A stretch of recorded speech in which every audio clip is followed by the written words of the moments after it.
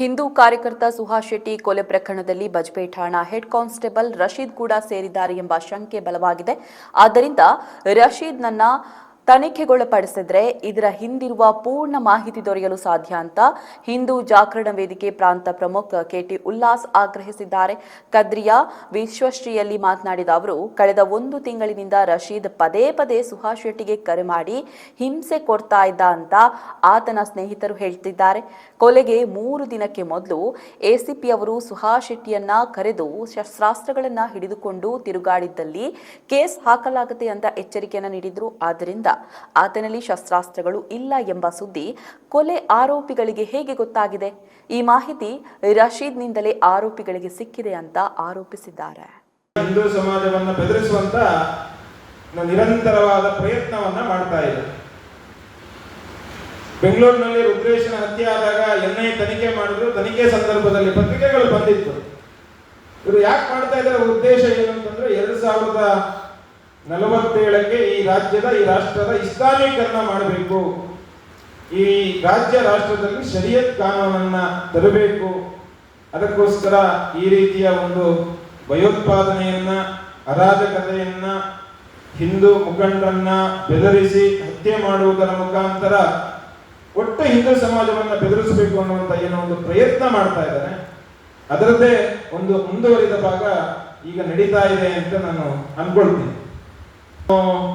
ಆಗ್ಲೇ ಹೇಳಿದೆ, aunty CA ಸಂದರ್ಭದಲ್ಲಿ ನಾವೆಲ್ಲರೂ ಪ್ರತ್ಯಕ್ಷವಾಗಿ ಮಂಗಳೂರಿನಲ್ಲಿ ಏನ್ ಘಟನೆ ನಡೀತು, ಎಷ್ಟು ಜನ ಸೇರಿದ್ರು, ಕಲ್ಲುಗಳು ಎಲ್ಲಿಂದ ಬಂತು, ದೊಣ್ಣೆಗಳು ಎಲ್ಲಿಂದ ಬಂದರು, ಪೊಲೀಸ್ ಸ್ಟೇಷನ್ಗೆ ನುಗ್ಲಿಕ್ಕೆ ಹೋದ್ರು, ಶಸ್ತ್ರಾಸ್ತ್ರವನ್ನ ಕಸಿಲಿಕ್ಕೆ ಹೋದ್ರು.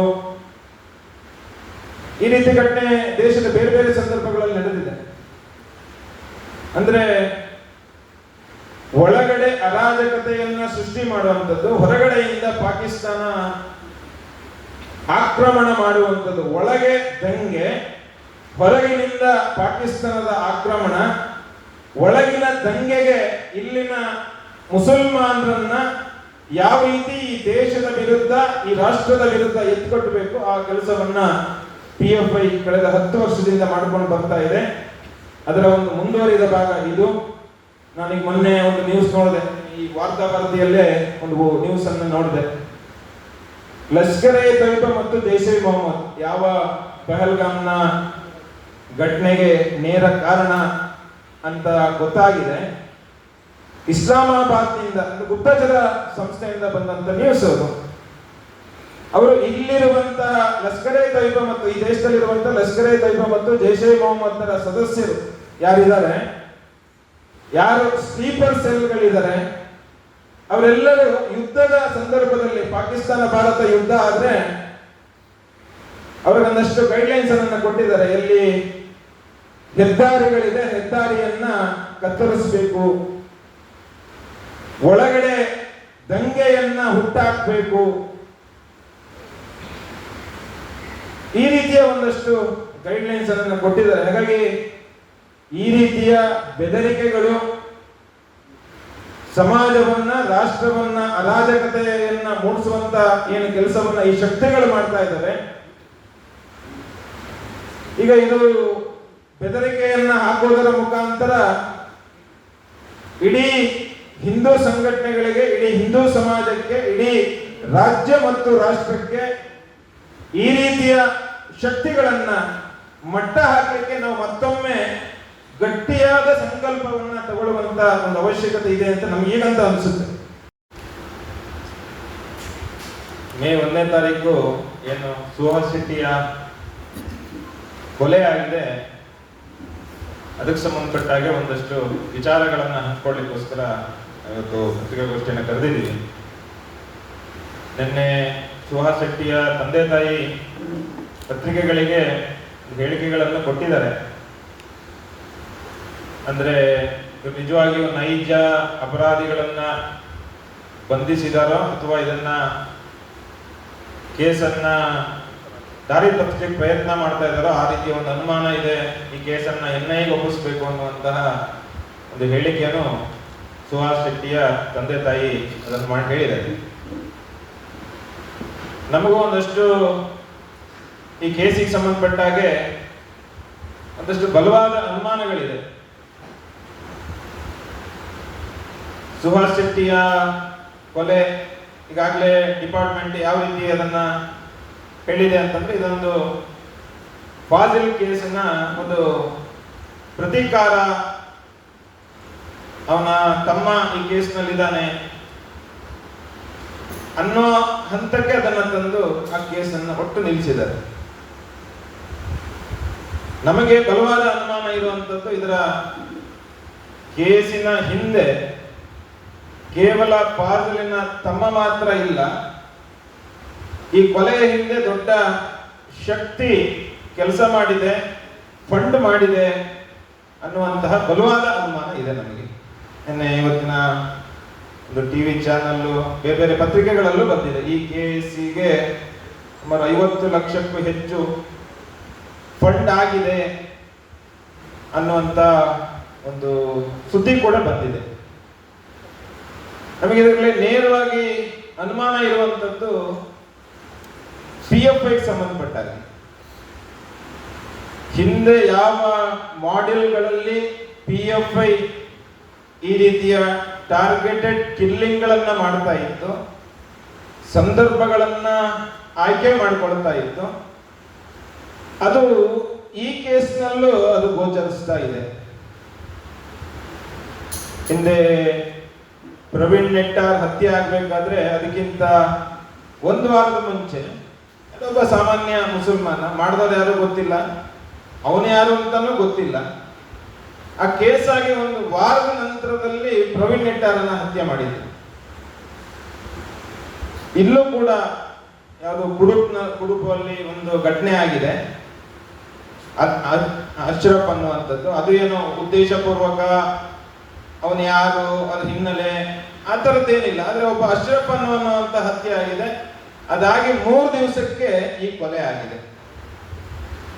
ಅಂದ್ರೆ ಈ PFI ಮಾಡೆಲ್ ಅಂತ ನಾವೇನು ಹೇಳ್ತೀವಿ, ಆ ಮಾಡೆಲ್ ಇಲ್ಲಿ ವರ್ಕ್ ಆಗಿದೆ.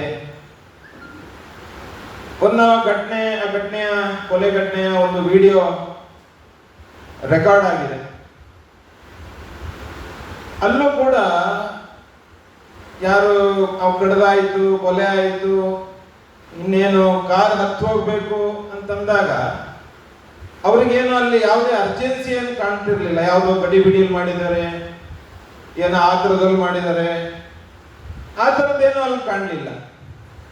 ಅಂದ್ರೆ ಕೊಚ್ಚಿದರೆ ಅವನು ಸಾಯ್ತಾನೆ ಅನ್ನೋ ಖಾತ್ರಿ ಆದ್ಮೇಲೆ ಆರಾಮವಾಗಿ ಆ ಕಾರನ್ನ ಹತ್ತು ಹೋಗುವಂಥದ್ದು ದೃಶ್ಯ ಅದು ರೆಕಾರ್ಡ್ ಆಗಿದೆ.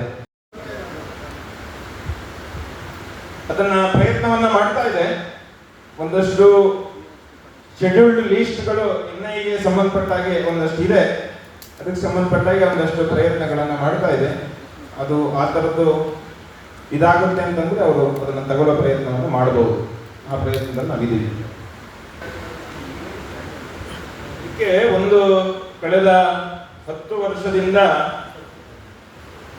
ವಿಶೇಷವಾಗಿ ಕರಾವಳಿಯಲ್ಲಿ, ಇಡೀ ರಾಜ್ಯದಲ್ಲಿ, ಕೇರಳದ ಮುಖಾಂತರವಾಗಿದೆ PFI ಬಹಳ ವ್ಯವಸ್ಥಿತವಾಗಿ ಈ ರೀತಿಯ ಹಿಂದೂ ನಾಯಕರನ್ನ ಟಾರ್ಗೆಟ್ ಮಾಡುವಂತ, ಕೊಲೆ ಮಾಡುವಂತ, ಹಿಂದೂ ಸಮಾಜವನ್ನ ಬೆದರಿಸುವಂತ ನಿರಂತರವಾದ ಪ್ರಯತ್ನವನ್ನ ಮಾಡ್ತಾ ಇದೆ. ಬೆಂಗಳೂರಿನಲ್ಲಿ ರುದ್ರೇಶನ ಹತ್ಯೆ ಆದಾಗ NIA ತನಿಖೆ ಮಾಡಿದ್ರು. ತನಿಖೆ ಸಂದರ್ಭದಲ್ಲಿ ಪತ್ರಿಕೆಗಳು ಬಂದಿತ್ತು.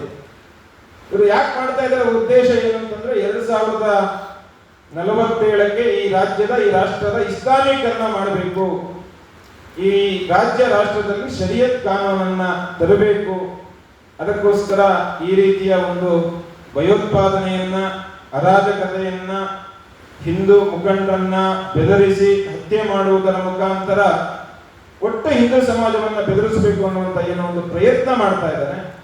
ಅದರದ್ದೇ ಒಂದು ಮುಂದುವರಿದ ಭಾಗ ಈಗ ನಡೀತಾ ಇದೆ ಅಂತ ನಾನು ಅನ್ಕೊಳ್ತೀನಿ. ಆಗ್ಲೇ ಹೇಳಿದೆ, anti-CAA ಸಂದರ್ಭದಲ್ಲಿ ನಾವೆಲ್ಲರೂ ಪ್ರತ್ಯಕ್ಷವಾಗಿ ಮಂಗಳೂರಿನಲ್ಲಿ ಏನ್ ಘಟನೆ ನಡೀತು, ಎಷ್ಟು ಜನ ಸೇರಿದ್ರು, ಕಲ್ಲುಗಳು ಎಲ್ಲಿಂದ ಬಂತು, ದೊಣ್ಣೆಗಳು ಎಲ್ಲಿಂದ ಬಂದರು, ಪೊಲೀಸ್ ಸ್ಟೇಷನ್ಗೆ ನುಗ್ಲಿಕ್ಕೆ ಹೋದ್ರು, ಶಸ್ತ್ರಾಸ್ತ್ರವನ್ನ ಕಸಿಲಿಕ್ಕೆ ಹೋದ್ರು. ಈ ರೀತಿ ಘಟನೆ ದೇಶದ ಬೇರೆ ಬೇರೆ ಸಂದರ್ಭಗಳಲ್ಲಿ ನಡೆದಿದೆ. ಅಂದ್ರೆ ಒಳಗಡೆ ಅರಾಜಕತೆಯನ್ನ ಸೃಷ್ಟಿ ಮಾಡುವಂಥದ್ದು, ಹೊರಗಡೆಯಿಂದ ಪಾಕಿಸ್ತಾನ ಆಕ್ರಮಣ ಮಾಡುವಂಥದ್ದು. ಒಳಗೆ ದಂಗೆ, ಹೊರಗಿನಿಂದ ಪಾಕಿಸ್ತಾನದ ಆಕ್ರಮಣ. ಒಳಗಿನ ದಂಗೆಗೆ ಇಲ್ಲಿನ ಮುಸಲ್ಮಾನರನ್ನ ಯಾವ ರೀತಿ ಈ ದೇಶದ ವಿರುದ್ಧ, ಈ ರಾಷ್ಟ್ರದ ವಿರುದ್ಧ ಎತ್ಕೊಟ್ಟಬೇಕು, ಆ ಕೆಲಸವನ್ನ PFI ಕಳೆದ 10 ವರ್ಷದಿಂದ ಮಾಡ್ಕೊಂಡು ಬರ್ತಾ ಇದೆ. ಅದರ ಒಂದು ಮುಂದುವರಿದ ಭಾಗ ಇದು. ನಾನೀಗ ಮೊನ್ನೆ ಒಂದು ನ್ಯೂಸ್ ನೋಡಿದೆ, ಈ ವಾರ್ತಾ ವರದಿಯಲ್ಲೇ ಒಂದು ನ್ಯೂಸ್ ಅನ್ನು ನೋಡಿದೆ. ಲಷ್ಕರ್ ಎ ತೊಯ್ಬಾ ಮತ್ತು ಜೈಷ್ ಎ ಮೊಹಮ್ಮದ್ ಯಾವ ಪಹಲ್ಗಾಮ್ನ ಘಟನೆಗೆ ನೇರ ಕಾರಣ ಅಂತ ಗೊತ್ತಾಗಿದೆ. ಇಸ್ಲಾಮಾಬಾದ್ನಿಂದ ಗುಪ್ತಚರ ಸಂಸ್ಥೆಯಿಂದ ಬಂದಂತ ನ್ಯೂಸ್ ಅವರು ಇಲ್ಲಿರುವಂತಹ ಲಷ್ಕರ್ ಎ ತೊಯ್ಬಾ ಮತ್ತು ಈ ದೇಶದಲ್ಲಿರುವಂತಹ ಲಷ್ಕರ್ ಎ ತೊಯ್ಬಾ ಮತ್ತು ಜೈಷ್ ಎ ಮೊಹಮ್ಮದರ ಸದಸ್ಯರು ಯಾರಿದ್ದಾರೆ, ಯಾರು ಸ್ಲೀಪರ್ ಸೆಲ್ಗಳಿದ್ದಾರೆ, ಅವರೆಲ್ಲರೂ ಯುದ್ಧದ ಸಂದರ್ಭದಲ್ಲಿ ಪಾಕಿಸ್ತಾನ ಭಾರತ ಯುದ್ಧ ಆದ್ರೆ ಅವರಿಗೊಂದಷ್ಟು ಗೈಡ್ಲೈನ್ಸ್ ಅನ್ನ ಕೊಟ್ಟಿದ್ದಾರೆ. ಎಲ್ಲಿ ಹೆದ್ದಾರಿಗಳಿದೆ, ಹೆದ್ದಾರಿಯನ್ನ ಕತ್ತರಿಸಬೇಕು, ಒಳಗಡೆ ದಂಗೆಯನ್ನ ಹುಟ್ಟಾಕಬೇಕು, ಈ ರೀತಿಯ ಒಂದಷ್ಟು ಗೈಡ್ಲೈನ್ಸ್ ಅನ್ನು ಕೊಟ್ಟಿದ್ದಾರೆ. ಹಾಗಾಗಿ ಈ ರೀತಿಯ ಬೆದರಿಕೆಗಳು ಸಮಾಜವನ್ನ, ರಾಷ್ಟ್ರವನ್ನ ಅರಾಜಕತೆಯನ್ನ ಮೂಡಿಸುವಂತ ಏನು ಕೆಲಸವನ್ನ ಈ ಶಕ್ತಿಗಳು ಮಾಡ್ತಾ ಇದ್ದಾರೆ.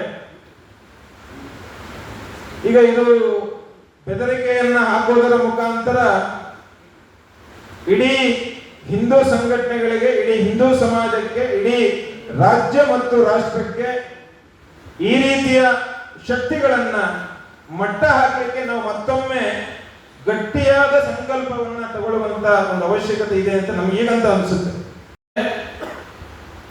ಅಷ್ಟು ಅವರಿಗೆ ಕಾನ್ಫಿಡೆನ್ಸ್ ಬರಬೇಕು ಅಂತಂದ್ರೆ ಅಲ್ಲಿ ಯಾರ್ಯಾರು ನೆರೆದಿದ್ರು ಅವರೆಲ್ಲರೂ ಇವರದೇ ಜನ ಆಗಿರ್ಬೇಕು, ಲೋಕಲ್ಲೇ ಆಗಿರ್ಬೇಕು. ನಾವೇನು ಪಹಲ್ಗಾಮ್ನಲ್ಲಿ ಮೊನ್ನೆ ಘಟನೆ ಆಯಿತು, ಶೂಟ್ ಮಾಡಿ ಕೊಂದ್ರು.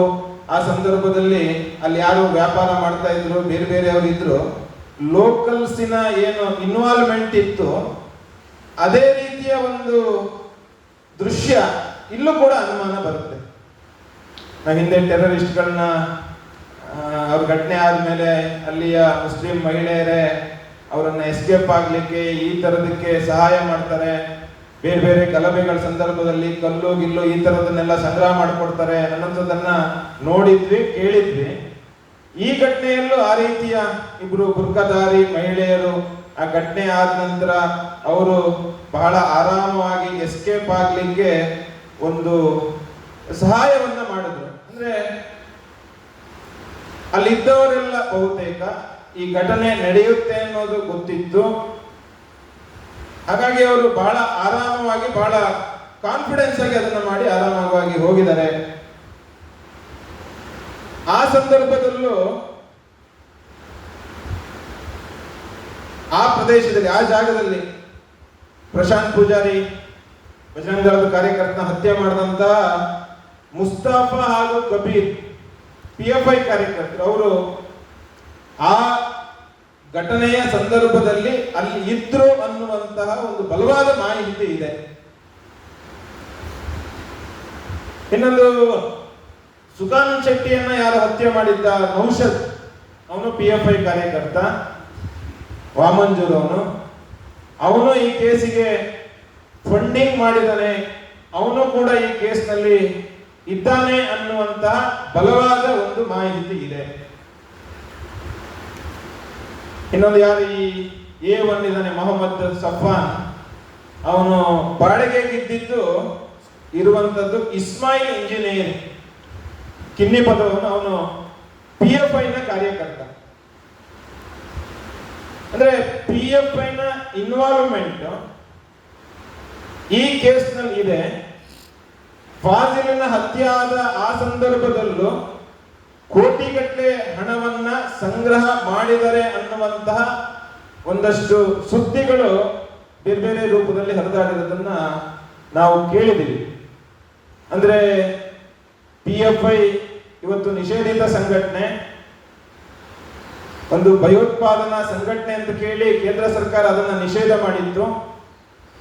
ಅವರ ಮೇಲೆ ಮುಖ್ಯವಾಗಿ ಇದ್ದಂತ 3 ಆರೋಪಗಳು ಅಂದ್ರೆ ಫಂಡಿಂಗ್ ಟು ಟೆರರಿಸಂಗೆ ಫಂಡ್ ಮಾಡುವಂಥದ್ದು, ಟಾರ್ಗೆಟೆಡ್ ಕಿಲ್ಲಿಂಗ್, ಗುರಿಯಾಗಿಸಿ ಹತ್ಯೆ ಮಾಡುವಂಥದ್ದು, ಮತ್ತು ಸಮಾಜದ ಒಳಗೆ ಅರಾಜಕತೆಯನ್ನ ಡಿಸ್ಟರ್ಬೆನ್ಸ್, ಸೋಷಿಯಲ್ ಡಿಸ್ಟರ್ಬೆನ್ಸ್ ಮಾಡುವಂತ ಪ್ರಮುಖವಾದಂತ ಆರೋಪಗಳು ಅವ್ರ ಮೇಲೆ ಇತ್ತು. ಸ್ಟೇಟ್ಮೆಂಟ್ ಇದೆ. ಎನ್ಐಗೆ ಏನು ಇಲ್ಲಿನ ಸಂಸದರು ಎನ್ಐ ಕೊಡಬೇಕು ಅಂತ ಏನು ಪತ್ರ ಬರೆದಿದ್ದಾರೆ, ಬೇರೆ ಬೇರೆ ರಾಜಕೀಯ ಮುಖಂಡರು ಇದನ್ನ ಎನ್ಐ ಕೊಡಬೇಕು ಅಂತ ಏನು ಹೇಳಿದ್ದಾರೆ, ಸುಹಾಸ್ ಶೆಟ್ಟಿಯ ತಂದೆ ತಾಯಿ ಏನು ಎನ್ಐ ಕೊಡಬೇಕು ಅಂತ ಹೇಳಿದ್ದಾರೆ, ಅದಕ್ಕೆ ಸಂಬಂಧಪಟ್ಟಾಗ ಒಂದು ಸ್ಟೇಟ್ಮೆಂಟ್ ಕೊಟ್ಟಿದ್ದಾರೆ. ಅಂದ್ರೆ ನಮ್ಮ ಪೊಲೀಸ್ನವರೇ ಈ ಕೇಸನ್ನ ತನಿಖೆ ಮಾಡುವಷ್ಟು ಸಮರ್ಥರಿದ್ದಾರೆ ಅನ್ನುವಂತ ಒಂದು ಹೇಳಿಕೆಯನ್ನು ಕೊಟ್ಟಿದ್ದಾರೆ. ಅವ್ರು ಸತ್ಯ ಅದು. ಕರ್ನಾಟಕ ಸ್ಟೇಟ್ ಪೊಲೀಸಿನ ಸಾಮರ್ಥ್ಯದ ಬಗ್ಗೆ ನಮಗೆ ಯಾವುದೇ ಅನುಮಾನ ಇಲ್ಲ. ಸಮರ್ಥರಿದ್ದಾರೆ, ಅವರು ತನಿಖೆಯನ್ನ ಮಾಡಬಹುದು. ಆದ್ರೆ ಯಾರು ಸರ್ಕಾರವನ್ನು ನಡೆಸ್ತಾ ಇದ್ದಾರೆ, ಯಾರು ಗೃಹ ಸಚಿವರಿದ್ದಾರೆ, ಇವರ ನಿಷ್ಠೆಯ ಬಗ್ಗೆ, ಇವರ ಶ್ರದ್ಧೆಯ ಬಗ್ಗೆ, ಇದನ್ನ ಇವರು ನಿಷ್ಪಕ್ಷಪಾತವಾಗಿ ತನಿಖೆಯನ್ನ ಇವರು ಮಾಡಿ ಬಿಡ್ತಾರೆ ಅನ್ನುವಂಥ ನಂಬಿಕೆ ಇವರ ಮೇಲೆ ಇಲ್ಲ ನಮಗೆ. ಯಾಕೆಂತಂದ್ರೆ ಹಿಂದೆ 2022ರಲ್ಲಿ ಮಂಗಳೂರಿನಲ್ಲೇ ಒಂದು ಆಟೋದಲ್ಲಿ ಹೋಗ್ಬೇಕಾದ್ರೆ ಒಂದು ಕುಕ್ಕರ್ ಬ್ಲಾಸ್ಟ್ ಆಗಿತ್ತು. ಆ ಸಂದರ್ಭದಲ್ಲಿ ಒಬ್ರು ಸರ್ಕಾರದ ಪ್ರಮುಖ ಸಚಿವರೇ ಹೇಳಿದ್ರು, ಅದು ಯಾವುದೋ ಒಂದು ಕುಕ್ಕರ್ ಸ್ಫೋಟ ಆಗಿದ್ದಷ್ಟೇ, ಅದು ಅವ್ರ ಅಮಾಯಕರು, ಅವ್ರು ನಮ್ಮ ಅಣ್ಣ ತಮ್ಮಂದಿರು, ಬ್ರದರ್ಸ್. ಅಂದ್ರೆ ಆ ಕುಕ್ಕರ್ ಬಾಂಬ್ ಬ್ಲಾಸ್ಟ್ ಅದನ್ನ ಮಾಡಿದಂಥವ್ರು ಇಸ್ಲಾಮಿಕ್ ಸ್ಟೇಟ್ ನ ಭಯೋತ್ಪಾದಕ ಸಂಘಟನೆ ಅವರು. 23ರಲ್ಲಿ ಅದೊಂದು ಚಾರ್ಜ್ ಶೀಟ್ ಆಗಿದೆ, ಅವರಿಬ್ರು ಭಯೋತ್ಪಾದಕರವರು. ಆ ರೀತಿಯ ಘಟನೆಯನ್ನ, ಈ ರೀತಿಯ ಹೇಳಿಕೆಯನ್ನ ಕೊಟ್ಬಿಟ್ಟು ಹಳ್ಳ ಇಡಿಸುವಂತ ಪ್ರಯತ್ನವನ್ನ, ಏನು ಮಾಡುವಂತ ಪ್ರಯತ್ನವನ್ನ ಈ ಸರ್ಕಾರದ ಮಂತ್ರಿಗಳು ಮಾಡಿದ್ದಾರೆ. ನಾವು ರಾಮೇಶ್ವರ ಕೆಫೆಯ ಸ್ಫೋಟದ ಸಂದರ್ಭದಲ್ಲೂ ಒಬ್ಬರು ಪ್ರಮುಖ ಸಚಿವರು ಬೆಂಗಳೂರಿನಲ್ಲಿ ಹೇಳಿದ್ರು, ಇದೇನೋ ಬಿಸ್ನೆಸ್ ರೈವಲ್ರಿಗೆ ಯಾರೋ ಮಾಡಿದ್ದಿರಬಹುದು ಅಂತೇಳಿ. ಆದ್ರೆ ಮತ್ತೆ ಅದನ್ನ ಅರೆಸ್ಟ್ ಮಾಡಿದ್ದು, ತನಿಖೆ ಮಾಡಿದ್ದು, ಬಂಧಿಸಿದ್ದು ಯಾರನ್ನ? ಅದರ ಹಿಂದೆ ಇದ್ದಿದ್ದು ಐಸಿಸ್ನ ಟೆರರಿಸ್ಟ್ಗಳು, ಅವರ ಬೆಂಬಲದಿಂದ ಆದಂತಹ ಒಂದು ಕೃತ್ಯ ಅದು. ಅಂದ್ರೆ ನೇರವಾಗಿ ಈ ರಾಜ್ಯದಲ್ಲಿ ಈ ರೀತಿಯ ಭಯೋತ್ಪಾದಕ ಕೃತ್ಯಗಳು ಇವೆಲ್ಲವೂ ಆಗ್ತಾ ಇರಬೇಕಾದ್ರೆ ಅದನ್ನ ಸರಿಯಾದ ದಿಕ್ಕಿನಲ್ಲಿ ಈ ರಾಷ್ಟ್ರದ ಒಂದು ಆಂತರಿಕ ಸುರಕ್ಷತೆಗೆ ಸಂಬಂಧಪಟ್ಟಂತ ವಿಷಯ, ಈ ವಿಷಯವನ್ನ ಯಾವ ಗಂಭೀರತೆಯಲ್ಲಿ ತಗೊಳ್ಬೇಕಾಗಿತ್ತು, ಆ ಗಂಭೀರತೆ ಸರ್ಕಾರಕ್ಕೆ, ಗೃಹ ಸಚಿವರಿಗೆ, ಮುಖ್ಯಮಂತ್ರಿಗಳಿಗೆ, ಉಪಮುಖ್ಯಮಂತ್ರಿಗಳಿಗೆ ಆ ಗಂಭೀರತೆ ಇಲ್ಲದಿರುವ ಕಾರಣಕ್ಕೋಸ್ಕರ ನಾವು ಇವತ್ತು ಈ ಕೇಸನ್ನ, ಇದರ ಹಿಂದೆ ಭಯೋತ್ಪಾದಕ ಶಕ್ತಿಗಳು ಕೆಲಸ ಮಾಡಿದವೆ, ಫಂಡ್ ಮಾಡಿದವೆ. ಹಾಗಾಗಿ ಇದನ್ನ ಎನ್ಐಗೆ ತನಿಖೆ ಕೊಡಬೇಕು ಅಂತ ಹೇಳಿ ಈ ಒಂದು ಪತ್ರಿಕಾಗೋಷ್ಠಿಯ ಮುಖಾಂತರ ವಿಶ್ವ ಹಿಂದೂ ಪರಿಷತ್, ಬಜರಂಗ ದಳ ಮತ್ತು ಹಿಂದೂ ಜಾಗರಣ ವೇದಿಕೆಯ ಪರವಾಗಿ ಇದನ್ನ ಎನ್ಐಗೆ ತನಿಖೆಗೆ ವಹಿಸಬೇಕು ಅನ್ನುವಂತಹ ಒಂದು ಬೇಡಿಕೆಯನ್ನು ಇಟ್ಟು ಈ ಒಂದು. ಹಾಯ್ ಅಮ್ಮ. ಹಾಯ್. ಇವತ್ತು ನನ್ನ ಫ್ರೆಂಡ್ ಒಬ್ಳು ಅವ್ರ ಅಮ್ಮಂಗೆ ಸರ್ಪ್ರೈಸ್ ಗಿಫ್ಟ್ ಕೊಟ್ಲು ಗೊತ್ತಾ? ಬರ್ಡೇನಾ? Special day. ಏನ್ ಗಿಫ್ಟ್ ಕೊಟ್ಲು? ನನ್ನಮ್ಮ ಬೆಸ್ಟ್ ಆರ್ಕಿಟೆಕ್ಟ್ ಅವಾರ್ಡ್ ತಗೋತಿರೋ ದಿನ ನನ್ನ ಕಡೆಯಿಂದ ಪ್ರೀತಿಯ ಗಿಫ್ಟ್.